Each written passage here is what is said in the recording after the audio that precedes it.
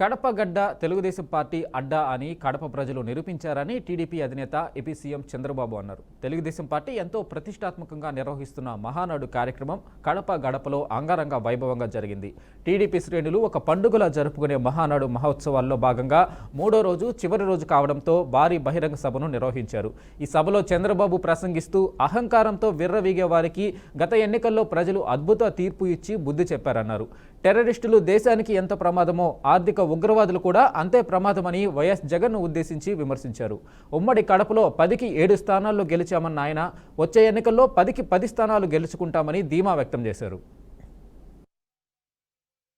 Party అడ్డా అది నిరూపించడానికే ఇక్కడ పెట్టాం. అహంకారంతో విర్రవీగే వారికి ఎన్నికల్లో కడప జిల్లా ప్రజలు అద్భుత చైతన్యంతో తీర్పు చెప్పారు. ఈ ఎన్నికల్లో ఒక కడపే కాదు, రాష్ట్రం ప్రతి ప్రాంతం అద్భుతమైన విజయాన్ని సాధించాం. యువగళం నాయకుడు నారా లోకేష్కి 92,000 మెజారిటీ వచ్చింది.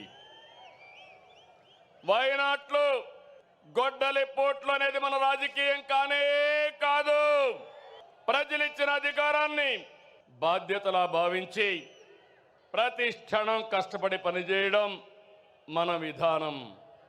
గత ప్రభుత్వంలో చేసిన దుర్మార్గాలు, భూ మాఫియాలు, ప్రజల్ని ఇబ్బంది పెట్టిన విధానం ఏ విధంగా చేశారంటే పెద్ద ఎత్తున భూముల విషయం కానీ ఇంకా ఇవన్నీ చేస్తే మనం వస్తానే ల్యాండ్ టైటిలింగ్ రద్దు చేసింది తెలుగుదేశం ప్రభుత్వం అని మీ అందరికీ హామీ ఇస్తున్నాను.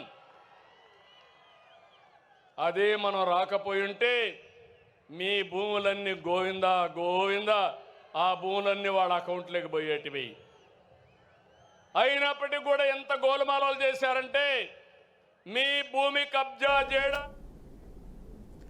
తెలుగుదేశం జెండా పీకేస్తామన్నారు, పార్టీ లేకుండా చేస్తామన్నారు. కానీ వారే అడ్రస్ లేకుండా పోయారని టీడీపీ జాతీయ ప్రధాన కార్యదర్శి మంత్రి నారా లోకేష్ అన్నారు. తెలుగుదేశం పార్టీ ఎంతో ప్రతిష్టాత్మకంగా నిర్వహిస్తున్న టీడీపీ మహానాడు కార్యక్రమం కడప గడపలో అంగరంగ వైభవంగా జరిగింది. టీడీపీ శ్రేణులు ఒక పండుగలో జరుపుకునే మహానాడు మహోత్సవాల్లో భాగంగా మూడో రోజు చివరి రోజు కావడంతో భారీ బహిరంగ సభను నిర్వహించారు. ఈ సందర్భంగా ఆయన మాట్లాడుతూ వైనాట్ 175 అన్నారని, అయితే ప్రజలు ప్రతిపక్ష హోదా కూడా ఇవ్వలేదని ఎద్దేవా చేశారు. బయటికి గంటేసింది ఎవరు? సొంత బాబాయిని లేపేసింది ఎవరు? జే బ్రాండ్లు అమ్మి పేదల రక్తం దాగింది ఎవరు? బల్ల కింద ఉన్న ఎర్ర బటన్ నొక్కి ప్రజల్ని బాధింది ఎవరు? ఎర్రబు కంటే ఒకడికి గుండుపోటు వచ్చింది. ఎర్రబు కంటేనే ఒకడు బాత్రూంలో కాలు జారి చెయ్యి ఎర్రగొట్టుకున్నాడు. ఇంకొకడు ఏమయ్యాడో మీ అందరికి తెలుసు. అర్థమైందా రాజా? అర్థమైందా రాజా? సమాజమే దేవాలయం, ప్రజలే దేవుళ్ళు అన్నారు అన్న ఎన్టీఆర్. అందుకే మనం 6 శాసనాలు ప్రకటించాం. తెలుగు జాతి విశ్వఖ్యాతి, స్త్రీ శక్తి, యువగలం, పేదల సేవల్లో సోషల్ రీఇంజనీరింగ్, అన్నదాతకు అండగా కార్యకర్తలే అధినేత. పాలిట్ బ్యూరో సభ్యుల దగ్గర నుంచి, వేదికమైన పెద్దల దగ్గర నుంచి ఇక్కడున్న కార్యకర్తల వరకు ఈ 6 శాసనాలు మన శ్వాసగా బతకాలని ఈ సభాముఖంగా మిమ్మల్ని అందరినీ కోరుకుంటూ, మనకి ప్రజలు ముఖ్యం, వాళ్ళ ఆనందం వాళ్ళ సంతోషం ముఖ్యం. అహర్నిశలు కష్టపడాలా, వాళ్ళకి అందుబాటులో ఉండాలా. తిరిగి 2029లో మళ్ళీ కూటమి ప్రభుత్వాన్ని గెలిపించాలని ఈ సభాముఖంగా కార్యకర్తలందరూ తెలుపుకుంటూ, రాష్ట్ర వ్యాప్తంగా జూన్ 1వ తేదీ నుంచి నిత్యావసర వస్తువుల పంపిణీని రేషన్ షాపుల ద్వారానే నిర్వహించనున్నట్లు పౌర సరఫరాల శాఖ మంత్రి నాదెండ్ల మనోహర్ తెలిపారు. విజయవాడలోని మధురనగర్లోని 218వ రేషన్ షాపులో ట్రయల్ రన్ కార్యక్రమాన్ని మంత్రి స్వయంగా పరిశీలించారు. ఈ పోస్ట్ మిషన్, ఎలక్ట్రానిక్ కాటా వంటి సాంకేతిక వ్యవస్థల పనితీరును మంత్రి పరిశీలించారు. రాష్ట్ర వ్యాప్తంగా 29,760 రేషన్ షాపుల్లో పంపిణీకి అవసరమైన అన్ని ఏర్పాట్లు పూర్తయ్యాయని, రోజు ఉదయం 8 నుంచి మధ్యాహ్నం 12 గంటల వరకు, సాయంత్రం 4 నుంచి 8 గంటల వరకు నిత్యావసర వస్తువుల పంపిణీ జరుగుతుందని మంత్రి తెలిపారు.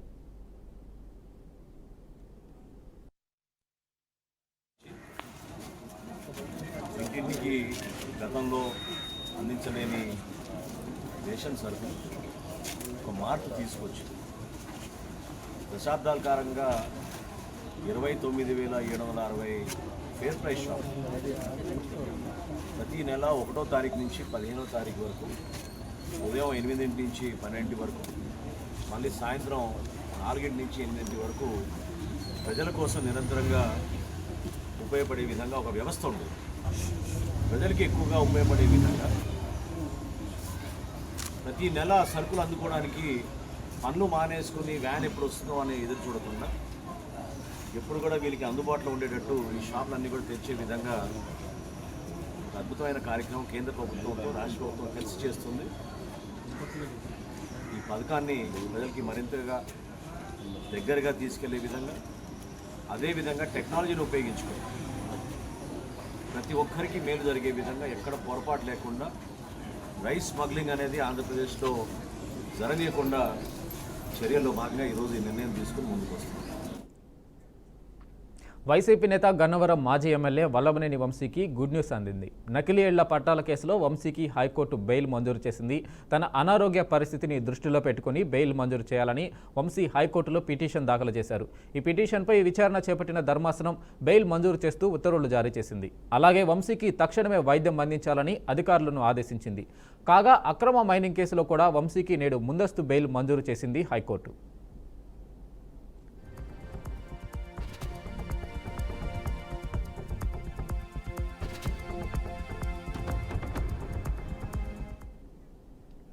కడపలో తెలుగుదేశం పార్టీ నిర్వహించిన మహానాడు అట్టర్ ఫ్లాప్గా మిగిలిపోయిందని వైసీపీ రాష్ట్ర ప్రధాన కార్యదర్శి మాజీ చీఫ్ విప్ గడికోట శ్రీకాంత్ రెడ్డి అన్నారు. మాజీ సీఎం వైఎస్ జగన్ను విమర్శించడానికే మహానాడు పరిమితమైందని మండిపడ్డారు. కూటమి ప్రభుత్వ ఏడాది పాలనలో ప్రజలకు ఏం మంచి చేశారో చెప్పుకోలేని అసమర్థ ముఖ్యమంత్రి చంద్రబాబు అని ధ్వజమెత్తారు. గత 5 ఏళ్ల పాలనలో చెప్పిన ప్రతి హామీని నెరవేర్చిన విశ్వసనీయత వైఎస్ జగన్దేనని అన్నారు. రాయలసీమను అన్ని విధాలుగా దగా చేసిన చంద్రబాబుకు సీమ పేరు చెప్పే అర్హత లేదని ధ్వజమెత్తారు. మహానాడు పేరుతో కోట్ల రూపాయల చందాలను మాత్రం దండుకున్నారని అన్నారు. మహానాడులో ప్రజల కోసం ఏం చేశారో, భవిష్యత్తులో ఏం చేయబోతున్నారో చర్చ లేకుండా 3 రోజులు గడిపేశారు. కేవలం వైఎస్ జగన్ గారిని విమర్శించడమే పనిగా పెట్టుకున్నారని శ్రీకాంత్ రెడ్డి మండిపడ్డారు.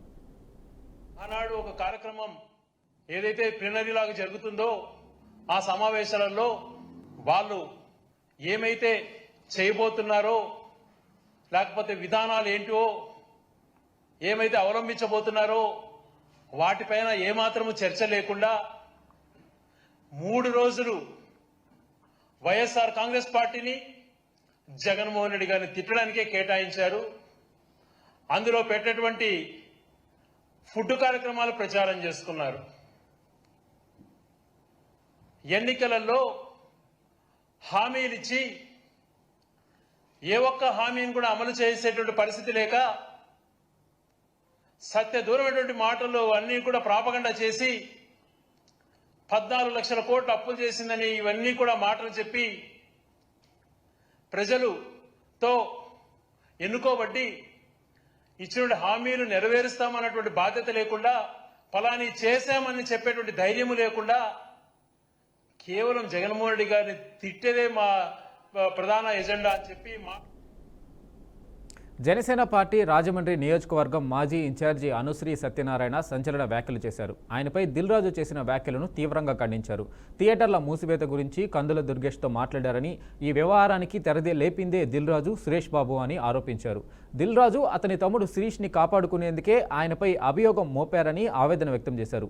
ఎట్టి పరిస్థితుల్లోనూ పవన్ కళ్యాణ్ సినిమా ఆపే ప్రసక్తే లేదని, ఆయన పవన్ కళ్యాణ్ భక్తుడని అందరికీ తెలుసన్నారు. పవన్ కళ్యాణ్కు మచ్చ తెచ్చే పనులు ఎట్టి పరిస్థితుల్లోనూ చేయరని, ఆయనపై వచ్చిన ఆరోపణలన్నీ అసంబద్ధమని నిరూపించుకుంటారని తెలిపారు.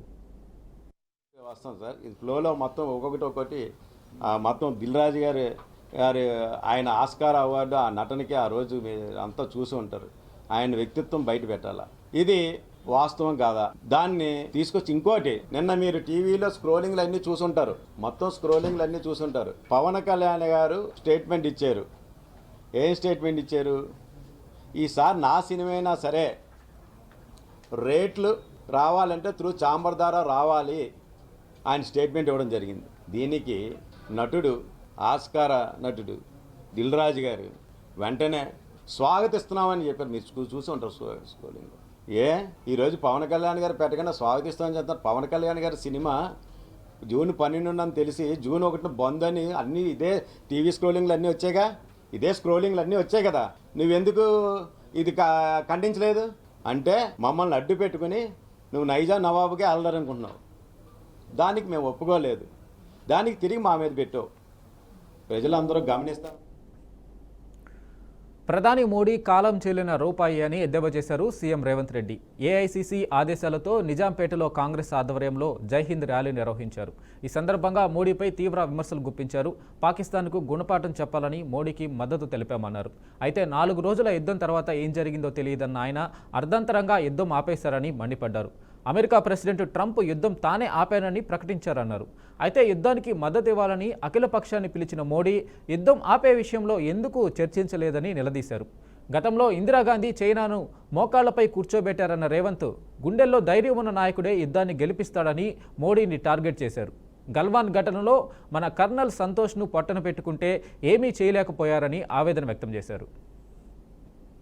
ఇందిరాగాంధీ గారు తిప్పి కొట్టడమే కాదు, చైనాను ఓడించి మోకాళ్ళ మీద కూసబెట్టి చైనాకు గుణపాఠం చెప్తే మొన్న జరిగిన చైనా దురాక్రమణ 4000 స్క్వేర్ కిలోమీటర్లు ఈరోజు భారత భూభాగాన్ని ఆక్రమించుకున్నారు. ఆనాడు పాకిస్తాన్ ఉగ్రవాదులు ఈ దేశంలో అమాయకులను చంపినప్పుడు అఖిల పక్షం కావాల్సి వచ్చింది. కాంగ్రెస్ పార్టీ అండగా నిలబడాల్సిన అవసరం కనిపించింది. కానీ ట్రంప్ బెదిరించగానే నువ్వు యుద్ధాన్ని విరమించుకున్నప్పుడు అఖిల పక్షాన్ని ఎందుకు పిలవలేదని మేము సూటిగా అడుగుతున్నాం ఈ దేశ ప్రధానమంత్రిని. ఇక మోడీ కాలం చెల్లిన రూపాయి, మోడీ రద్దయిపోయిన 1000 రూపాయల నోటు లాంటోడు. ఈ రోజు రాహుల్ గాంధీ గారి నాయకత్వం ఈ దేశానికి అవసరం ఉన్నది.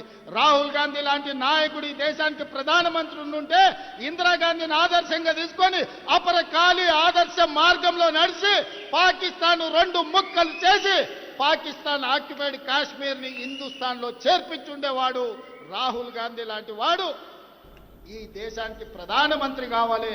ఇక్కడున్న మనం అందరం.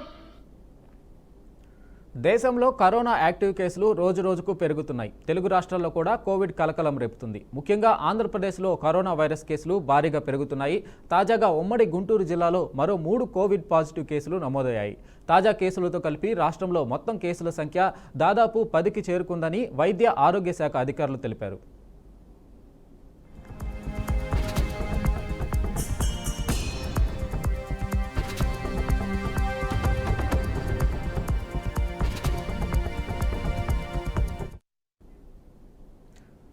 వైఎస్ రాజారెడ్డి శత జయంతి సందర్భంగా షర్మిల నివాళులు అర్పిస్తున్నారు. రాజారెడ్డి అంటేనే ధైర్యం, సాహసం, పట్టుదల, సాహసానికి మరో పేరు అన్నారు.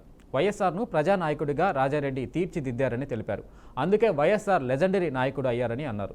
ప్రజా సమస్యలపై రాజారెడ్డికి ఎంతో చిత్తశుద్ధి ఉండేదన్నారు. తాను రాజారెడ్డిని దగ్గర నుంచి చూశారని తెలిపారు. రాజారెడ్డి స్ఫూర్తి నేటి తరానికి ఎంతో ఆదర్శమని వైఎస్ షర్మిల వెల్లడించారు. వైఎస్ రాజారెడ్డి గారి శత జయంతి, రాజారెడ్డి గారి 100వ జయంతి. రాజారెడ్డి గారిని ఈరోజు తలుచుకోవడానికి, నివాళులు అర్పించడానికి ఇక్కడికి రావడం జరిగింది. రాజారెడ్డి గారు అంటేనే ధైర్యం, సాహసం, పట్టుదల లాంటి పదాలు గుర్తొస్తాయి. సాహసానికి మారుపేరుగా నిలిచారు రాజారెడ్డి గారు. రాజారెడ్డి గారు రాజశేఖర్ రెడ్డి గారిని మలచడంలో కూడా ప్రజా నాయకుడిగా రాజశేఖర్ రెడ్డి గారు అంత లెజెండ్ అయ్యారు అంటే ఆ ప్రోత్సాహం అంతా రాజారెడ్డి గారిదే. అందుకు మరొకసారి రాజారెడ్డి గారికి మనస్ఫూర్తిగా నివాళులు అర్పిస్తూ, అంతేకాదు రాజారెడ్డి గారు ఒక ప్రజానాయకుడు, ప్రజా సేవలో కూడా గొప్ప. ఖమ్మం జిల్లా కలెక్టరేట్ కార్యాలయంలో ఉప ముఖ్యమంత్రి బట్టి విక్రమార్క, సహచర మంత్రులు తుమ్మల నాగేశ్వరరావు, పొంగులేటి శ్రీనివాసరెడ్డితో మంత్రి కోమటిరెడ్డి వెంకటరెడ్డి అధికారులతో సమీక్షా సమావేశం నిర్వహించారు. ధాన్యం కొనుగోలు, వానాకాలం సాగు, విత్తనాలు, ఎరువులు, ఇంద్రమ్మ ఇళ్లు, భూభారతి తదితర అంశాలపై సమీక్షించారు. పైలట్ ప్రాజెక్టు కింద మంజూరు చేసిన ఇందిరమ్మ ఇళ్లను అధికారులు ర్యాండమ్గా చేయాలన్నారు. నకిలీ విత్తనాలపై తీసుకుంటున్న చర్యలను వెంటనే పత్రికలు, మీడియా ద్వారా ప్రజలకు తెలియజేయాలని కోరారు. ప్రభుత్వ ఆసుపత్రుల్లో ప్రసవాల సంఖ్య పెరిగేలా చూడాలని అధికారులకు సూచించారు. రాష్ట్రంలోని పేదలకు సన్నబియ్యం సరఫరా చేస్తున్నామని, ఆర్థిక వ్యవస్థ బాగు చేస్తూ ఇందిరమ్మ ఇళ్ల పథకం అమలు చేస్తున్నామని అన్నారు. యంగ్ ఇండియా సమీకృత గురుకులాల నిర్మాణం పనులు 200 కోట్లతో ప్రభుత్వం మంజూరు చేసిందని అన్నారు.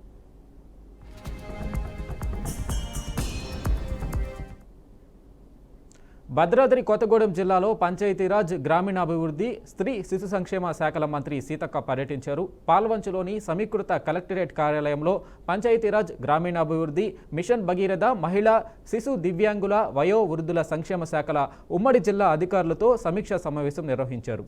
ఈ సందర్భంగా మంత్రి సీతక్క మాట్లాడుతూ ఈ సమీక్షా సమావేశంలో కొన్ని లోపాలను గుర్తించారని, వాటిని వెంటనే పరిష్కరించే దిశగా చర్యలు తీసుకుంటారని తెలిపారు. కూడా ఆదేశించడం జరిగింది. అదేవిధంగా కలెక్టర్ గారి అధ్యక్షతన మా ఎమ్మెల్యేలు, మా ఎంపీ గారు, మేమందరం కూడా చాలా ఫ్రూట్ఫుల్ రివ్యూ చేసుకోవడం జరిగింది. అందరూ ఒపీనియన్స్ తీసుకొని అదేవిధంగా ఎక్కడ లోపాలు ఉన్నాయి, ఎక్కడ బెటర్గా ఉంది అని కూడా చేసినప్పుడు కలెక్టర్ గారు మంచి సమన్వయంతో జిల్లాను అభివృద్ధి పదంలో నడిపిస్తున్నారు. డ్రింకింగ్ వాటర్ ప్రాబ్లం కూడా చాలా వరకు క్లియర్ చేయగలిగినారు. ఇంకా మా పంచాయతీరాజ్ శాఖ ద్వారా ఇచ్చినటువంటి కొన్ని రోడ్ల విషయంలో మా అధికారులు సరైనటువంటి టెండర్లు పార్టిసిపేట్ అంటే ప్రాసెస్ స్పీడప్ చేయకపోవడంతో కొంత డిలే ఉంది. బీఆర్ఎస్, బీజేపీ కలిసి రాజకీయ నాటకానికి తెరలేపారన్నారు ఎంపీ చామల కిరణ్ కుమార్ రెడ్డి. కవిత తాజాగా చేసిన వ్యాఖ్యలపై ఆయన ఓ వీడియోను రిలీజ్ చేశారు. ఊహించినట్టుగానే బీజేపీతో బీఆర్ఎస్ బేరసారాలు చేసిందని, లిక్కర్ స్కామ్ నుంచి కవితను బయట పడేయడానికే బీజేపీ వద్ద తెలంగాణ ఆత్మగౌరవాన్ని బీఆర్ఎస్ తాకట్టు పెట్టిందన్నారు. ఎమ్మెల్సీ ఎన్నికల్లోనూ బీజేపీ బీఆర్ఎస్కు మద్దతు ఇచ్చిందన్నారు. రాష్ట్రంలో బీజేపీ 8 మంది ఎంపీలు గెలవడానికి సహకరించిందన్నారు. ఎందుకంటే ఆమె తిహార్ జైల్లో ఉన్నప్పుడు బీఆర్ఎస్ పార్టీ మంతనాలు, బీఆర్ఎస్ పార్టీ బీజేపీతో అంటకాగాలన్నటువంటి ఆలోచనను ఆమె వద్దని చెప్పినట్టుగా ఈరోజు ఆమె చెప్పడాన్ని చూస్తే మేము ఊహించిన విధంగానే లిక్కర్ కేసులో కవితను బయట పడేయడానికి బీఆర్ఎస్ పార్టీ బీజేపీకి మద్దతిస్తూ ఈరోజు తెలంగాణ ఆత్మ గౌరవాన్ని తాకట్టు పెట్టినట్టుగా తెలుస్తుంది. 8 మంది ఎంపీలు కవిత వ్యాఖ్యలపై బీజేపీ ఎమ్మెల్యే రాజాసింగ్ సంచలన వ్యాఖ్యలు చేశారు. కవిత మాట్లాడిన మాటలు నిజమే అని అనుకుంటున్నట్లు తెలిపారు. పెద్ద ప్యాకేజీ దొరికితే తమ పార్టీ నేతలు కూడా బీఆర్ఎస్లో కలిసిపోతారన్నారు. వచ్చే ఎన్నికల్లో అభ్యర్థులు ఎక్కడి నుండి నిలబడాలి, ఎవరు పోటీ చేయాలనేది వాళ్లే డిసైడ్ చేస్తారని చెప్పారు. గతంలో కూడా ఇలాగే జరిగిందని అన్నారు. దానివల్లే బీజేపీ భారీగా నష్టపోయిందని ఆవేదన వ్యక్తం చేశారు. తెలంగాణలో బీజేపీ అధికారంలోకి రాకపోవడానికి ప్రధాన కారణం తమ పార్టీ నేతలే అని మండిపడ్డారు. సస్పెన్షన్ భయంతోనే పార్టీ క్యాడర్ నేతలు నోరు మూసుకుని కూర్చుంటున్నారని రాజాసింగ్ వెల్లడించారు.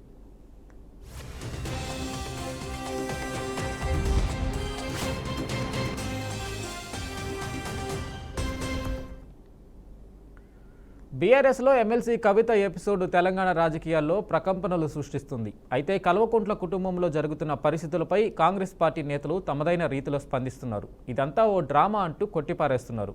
ఇప్పటికే పలువురు కాంగ్రెస్ నేతలు కేసీఆర్పై, కవితపై విమర్శలు గుప్పిస్తుండగా తాజాగా మహబూబ్ నగర్ ఎమ్మెల్యే ఎన్ఎం శ్రీనివాసరెడ్డి స్పందించారు. సొంత కుటుంబాన్ని మేనేజ్ చేసుకోలేని వ్యక్తి తెలంగాణను మళ్లీ ఎలా పాలిస్తారని ప్రశ్నించారు.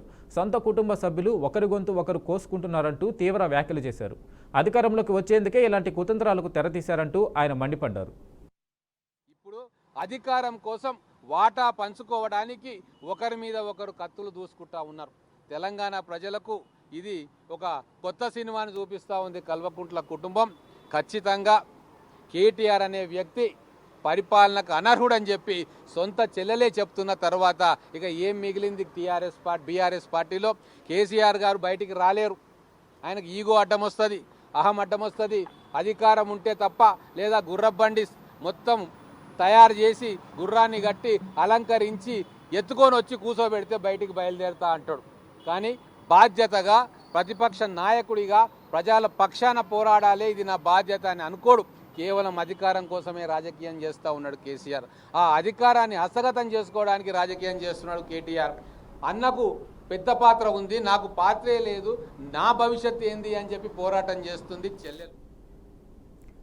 నేర ప్రవృత్తి, ఎర్రచందనం స్మగ్లింగ్ను వంటి వాటిని ప్రోత్సహించే సినిమాకు జాతీయ అవార్డు ఇవ్వడం ఏమిటని గతంలో మంత్రి సీతక్క పుష్ప సినిమాను ఉద్దేశించి కేంద్ర ప్రభుత్వాన్ని ప్రశ్నించారు. అయితే తాజాగా తెలంగాణ ప్రభుత్వం ఆధ్వర్యంలో గద్దర్ ఫిల్మ్ అవార్డులను ప్రకటించారు. అందులో పుష్ప 2లో నటించిన అల్లు అర్జున్కు ఉత్తమ నటుడిగా అవార్డు ప్రకటించారు. దీంతో గతంలో పుష్ప సినిమాపై మంత్రి సీతక్క చేసిన వ్యాఖ్యలు నెట్టింట వైరల్ అవుతున్నాయి. అలాంటి వాళ్ళకి అవార్డులు రాలే, జేబీ సినిమా లాంటి వాటికి. కానీ ఇవాళ పోలీసు అధికారులు చట్టబద్ధంగా ఉండేటువంటి డ్యూటీలో ఉంటారు. వాళ్ళని బట్టలు ఇప్పేసి ఒక స్మగ్లర్ పాత్రలో స్మగ్లర్ పాత్రలో ఉండేటువంటి ఒక స్మగ్లింగ్ చేసేటువంటి హీరోలు పోలీసు అధికారులను పోలీస్ స్టేషన్లలో బయట బట్టలు ఇప్పేసి నిలబెట్టి యథేచ్ఛగా స్మగ్లింగ్ చేసేటువంటి సినిమాలకు మాత్రం కేంద్రం నుంచి అవార్డులు వస్తున్నాయి. ఏంటి ఇలాంటిదైనా మీరు ప్రోత్సహించేది? ఏ సినిమాను మేము గౌరవిస్తాం. సినిమాలో ఒక ఎంటర్టైన్మెంట్ పబ్లిక్ ఉంటది, కానీ పబ్లిక్ ఎలాంటి మెసేజ్ ఇస్తారు? స్మగ్లర్ని హీరోలు అవుతారంట, ఒక అవేర్నెస్ ఇచ్చేటువంటి లాయర్లు జీరో అయితే ఎట్లా? ఒకవేళ అక్కడ స్మగ్లింగ్ జరుగుతున్నప్పుడు దాన్ని కట్టడి చేసేటువంటి పోలీస్ అధికారి జీరో ఎట్లా అవుతాడు? ఇది సమాజం ఆలోచించాలి. కాబట్టి సినిమా యాక్టర్లైనా, సినిమా ప్రొడ్యూసర్స్ అయినా, డైరెక్టర్లైనా ఈ సమాజాన్ని ఒక ఉన్నతమైనటువంటి సన్మార్గంలో ఈ ఏడాది మార్చితో ముగిసిన 2024-25 ఆర్థిక సంవత్సరంలో బ్యాంకు మోసాలు గణనీయంగా తగ్గాయని భారతీయ రిజర్వ్ బ్యాంకు తాజా నివేదికలో తెలిపింది. మోసాలకు సంబంధించి నగదు విలువ మాత్రం 3 రెట్లు పెరిగినట్లు పేర్కొంది. జరిగిన మోసాల్లో చాలా కేసులు డిజిటల్ చెల్లింపుల విధానంలో జరిగాయని ఆర్బీఐ ప్రకటనలో తెలిపింది. వాటిలో ప్రైవేటు రంగ బ్యాంకుల్లోనే ఎక్కువ కేసులు నమోదయ్యాయని, ప్రభుత్వ రంగ బ్యాంకుల్లో ఎక్కువ విలువైన మోసాలు జరిగినట్లు వెల్లడించింది.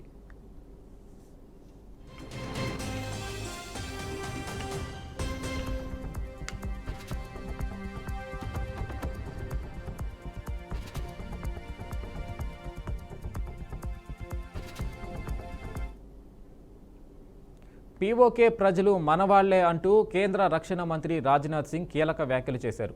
భౌగోళికంగా విడిపోయినా రాజకీయంగా ఏదో ఒక రోజు భారత్లో ఏకమవుతారని అన్నారు. అక్కడ ఉన్నవారికి భారత్తో దృఢమైన సంబంధాలు ఉన్నాయని చెప్పారు. భారత్ ఫైటర్ జెట్ లేదా క్షిపణి వ్యవస్థ అభివృద్ధి చేసుకోవడంతో పాటు న్యూ ఏజ్ వార్షేర్ టెక్నాలజీకి సైతం సిద్ధం అవుతుందని చెప్పారు. ఆపరేషన్ సింధూర్లో మన రక్షణ వ్యవస్థను చూసి ప్రపంచం మొత్తం షాక్ అయిందని అన్నారు. ఏ శత్రువు కవచాన్ని అయినా ఛేదించగల శక్తి భారత్కు ఉందని చెప్పారు. आत्मा की आवाज और स्वेच्छा से भारत की मुख्य धारा में कभी न कभी जरूर वापस लौटेंगे।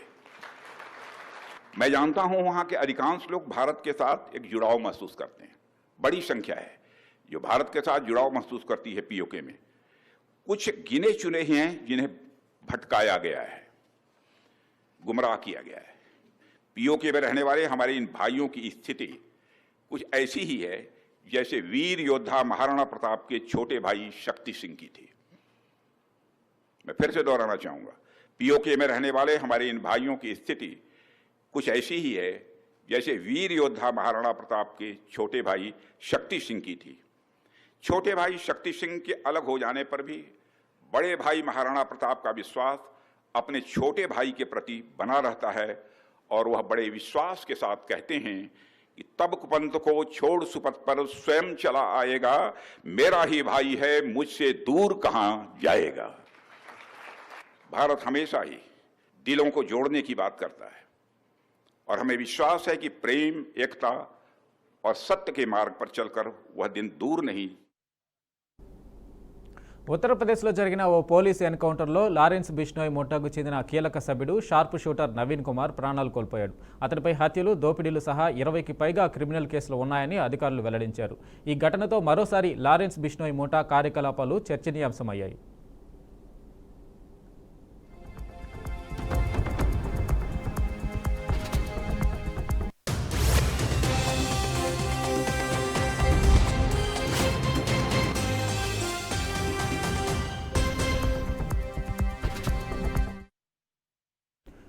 ఇప్పటికే బెట్టింగ్ యాప్స్ కేసులో బుక్ అయిన భయ్యా సన్నీ యాదవ్కు మరో బిగ్ షాక్ తగిలింది. అతని ఎన్ఐఏ అధికారులు చెన్నై ఎయిర్పోర్ట్లో అదుపులోకి తీసుకున్నారు. భయ్యా సన్నీ యాదవ్ ఇటీవలే పాకిస్తాన్లో బైక్ రైడ్ పూర్తి చేశాడు. అక్కడే 2 నెలల వరకు ఉన్న సన్నీ యాదవ్ టూర్ వీడియోలను తన సోషల్ మీడియా అకౌంట్లో పోస్ట్ చేశాడు. అయితే ఇప్పటికే ఇరు దేశాల మధ్య ఉద్రిక్త పరిస్థితులు నెలకొన్న వేళ పాకిస్తాన్ వీడియోలతో పాటు ఇండియన్ ఆర్మీకి చెందిన ఎలాంటి వీడియోలను పోస్టు చేయకూడదని కేంద్ర ప్రభుత్వం అడ్వైజరీ చేసింది. ఒకవేళ నిబంధనలు అతిక్రమిస్తే వారిపై కఠిన చర్యలు తీసుకుంటామని హెచ్చరించింది. కానీ భయ్యా సన్నీ యాదవ్ నిబంధనలకు విరుద్ధంగా తన సోషల్ మీడియా అకౌంట్లో ఇటీవలే పాకిస్తాన్లో బైక్ రైడ్ వీడియోలను అప్లోడ్ చేశాడు.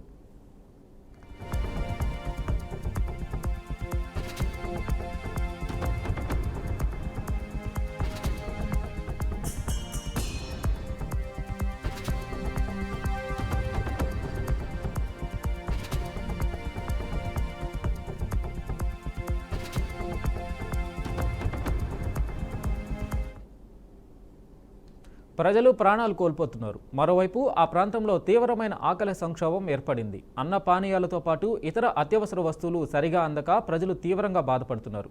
ఈ పరిస్థితుల్లో ఆకలి తీర్చుకునేందుకు ప్రజలు అంతర్జాతీయ సంస్థలు ఏర్పాటు చేసిన సహాయ గిడ్డంగులపై దాడులకు పాల్పడుతున్నారు.